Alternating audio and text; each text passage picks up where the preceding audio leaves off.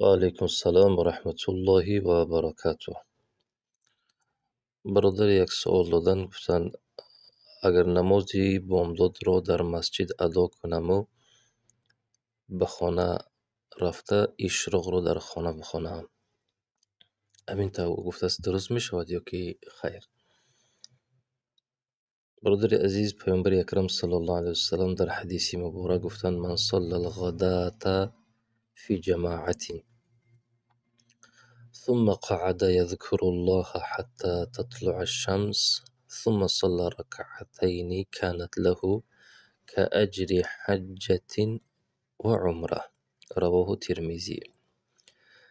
رسول معظم اسلام صلی الله علیه و سلم گفتند کدام نفری که نماز بامداد را با جماعت در مسجد ادا میکند و بعدا از جای خود نخسته همتا نشسته با ذکر خداوند مشغول می شود تا اینکه آفتاب طلوع می کند می براید، بعدا 2 رکعت نماز می خواند، برای اون داده می شود ثواب حج و عمره. در دیگر حدیث تامه آمده است، یعنی به پرگی. اگر نظر کنیم رسول خدا صلی الله علیه و سلم در اینجا 2 شرط گذاشتن، یکی جماعت باشد و این مسجد، در مسجد بخواند. معلوم میشد که در خانه که خواندی بی عذر الکی از این ثواب تو محروم میشی. دویم که نخسته از جاش، یعنی مراد نخستن همون که در همون بعد از سلام دیگر در همون مجلس، در همون مکان با ذکر خداوند مشغول میشد. بعدا این ثواب کلی و پرگی را اون برداشت میکند، الله برای اون نصیب میگرداند. حکیم الامه اشرف علی طحانوی رحمت الله علیه گفتند و این اشتغل بعد الفجر بامر من امور الدنیا و صلى ركعتين بعد طلوع الشمس ينقص اجره.